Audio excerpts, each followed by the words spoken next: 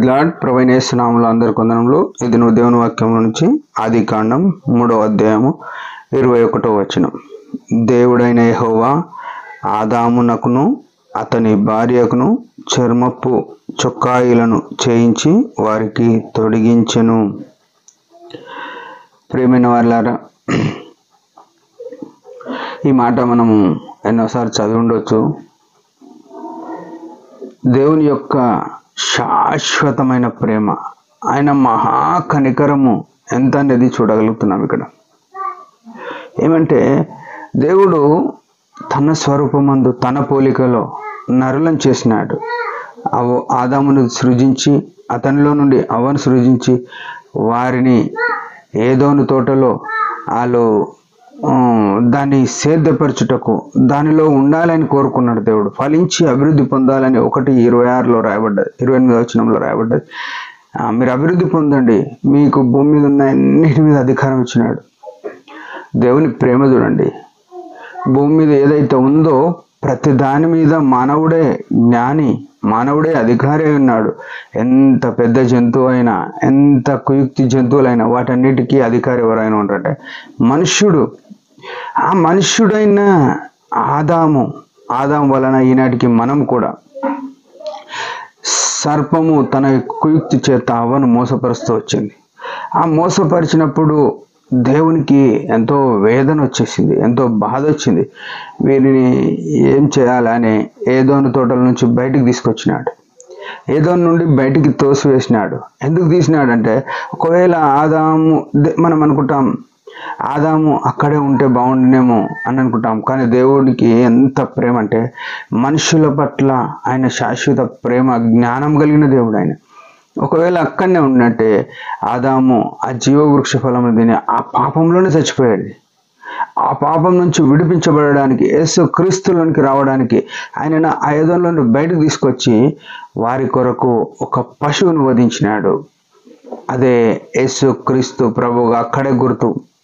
ఒక మనిషిని తన అపరాధం తీసివేయడానికి, తన పాపం తీసివేయడానికి ఒక పశువు యొక్క రక్తము చిందింపబడాలని దేవుడు జ్ఞానయుక్తంగా ఆలోచన చేసి వారి కొరకు ఒక పశువును వధించి చర్మపు చొక్కాయిలు వారికి తొడిగించినాడు.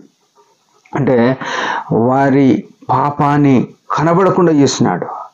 వారి అవమానాన్ని, వారి నిందను, వారి దిగంబరత్వాన్ని, ఇంకా చూసుకుంటూ పోతే వారి దోషమును ఆయన అక్కడే తన రక్తం, ఆ పశువు రక్తం చేత కడిగి వారిని చర్మపు చొక్కాయలు తొలగించి వారిని బయటకు తీసుకొని వచ్చినాడు. శాశ్వతమైన ప్రేమతో ప్రేమిస్తున్న దేవుడు. ప్రియమైన సహోదరుడా, సహోదరి, నిన్ను నన్ను వారి విషయంలో అది చేసిన దేవుడు నిన్ను నన్ను ఈనాడు ఎన్నో కుయుక్తులు, ఎన్నో పన్నాగాలు, ఎన్నో అవిధేయతలు, ఎంతో పాపంలో మనం పాపంలోనే ఆడుతున్నాం. పాపంలోనే మనము జల్సా చేస్తున్నాం. పాపంనే మనము ఆస్వాదిస్తున్నాం. మన కొరకు యేసు క్రీస్తు ప్రభు నరరూపిగా ఈ లోకానికి దిగి వచ్చినాడు. మనందరి పాపముల కొరకు తండ్రి అయిన దేవుడు ఆయన మీద మన శిక్షను మోపుతూ వచ్చినాడు. మనందరి దోషములు ఆయన మీద మోపబడుతూ వచ్చినాయి. ఆయన యేసు ప్రభు సిలువలో ప్రాణం ఇచ్చుట మనల్ని ఎట్లంటే, మన పాపమును, మన అవిధేయతను, మన దోషమును, మన దిగంబరత్వమును, మన సిగ్గును, మన అవమానమును యేసు రక్తం చేత కప్పేసినాడు. యేసు క్రీస్తు మరణము మనకు జీవమైంది. ఆయన శాపము మనకు ఆశీర్వాదంగా చేసినాడు.